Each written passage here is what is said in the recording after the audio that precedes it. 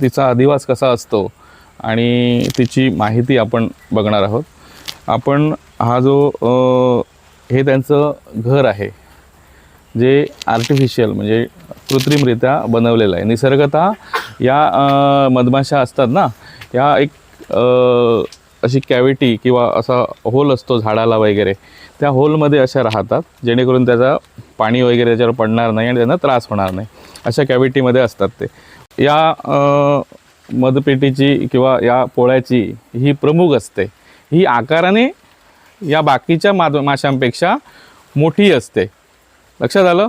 ही जेव्हा अंड्यात असते तेव्हा साधारण 16 दिवसानंतर जे हे आहे अंड आहे हे चांगल्या प्रकारे तयार होतं.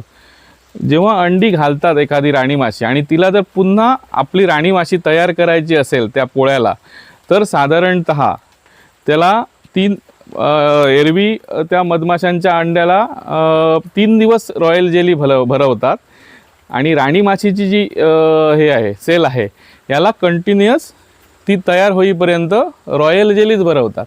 आता रॉयल जेली म्हणजे काय, तोच प्रश्न आहे ना. रॉयल जेली हे असं द्रव्य आहे, हे मधमाशांच्या ग्रंथीतून तयार होतं.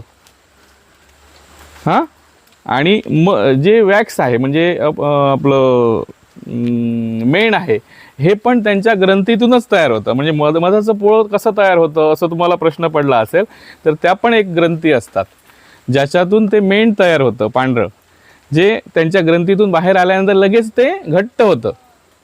लक्षात आलं. आणि मग त्या पायाने आणि तोंडात त्यांची लाळ असते त्याने ते असं तयार करतात. हां, आणि राणी माशी असते. हां, राणी माशी एक असते, नंतर कामगार माशी आणि नर माशी, अशा 3 प्रकार असतात.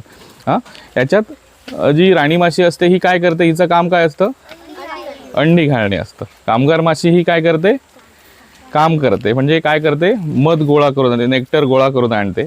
हां, मध तयार करते. परत हाईव जे मधाचं पोळं आहे ते तयार करतं. हां, अशा प्रकारे ही कामगार माशी. आणि नर जो असतो तो फक्त मिलनाचं काम करतो आणि नंतर मिलनानंतर ते मरून जातात. हां, अशा प्रकारे 3 माशांचे हे प्रकार आहेत. आपण आता लाईव्ह बघूया. सगळे तयार आहात. ही मध्ये जी तुम्हाला सेंटर खाली दिसत आहे हे सगळी जी आहेत ना ही थोडीफार अंडी आहेत का, त्यांनी अंडी बघा कशी सील केलेली आहेत, व्हाईट मध्ये आहेत ती पण तशीच अंडी आहेत. मध ह्याच्यात तुम्हाला दिसत नाही आहे. हां, दिसलं आहे पोळं व्हाईट एकदम बघा. वर तुम्हाला होल दिसत आहेत बघा, सगळे एका मापाचे दिसणार तुम्हाला. दिसतंय.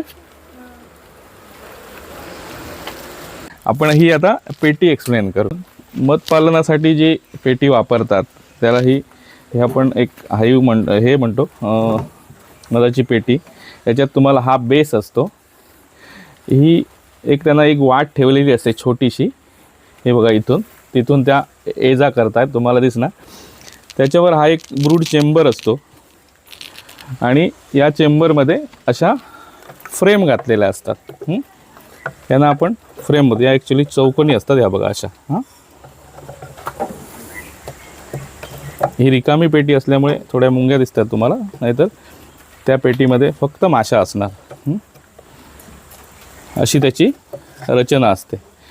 या फ्रेममध्ये ना मधमाशा मेणानं पोळं तयार करतात. हां, आणि त्याच्यात ती अंडी घालतात, नंतर त्यांची उत्पत्ती होते. आपण असा धडा घेऊ शकतो की एकसंघीपणा म्हणजे सांघिक काम कसं करावं आणि आपली कम्युनिटी कशी राखावी हे काम मधमाशाच्या पोळ्यामधून आपण शिकतो. तसंच राणी माशी एक असते पण त्याचे सगळे जे तिचे आदेश आहेत हे सगळी ती मंडळी हे पाळतात आणि आपलं काम प्रत्येकजण व्यवस्थितपणे शिस्तबद्धपणे करतात. म्हणून निसर्गाकडून आपल्याला शिस्तबद्धता एकसंघीपणा हा शिकायला मिळतो. लक्षात आलं.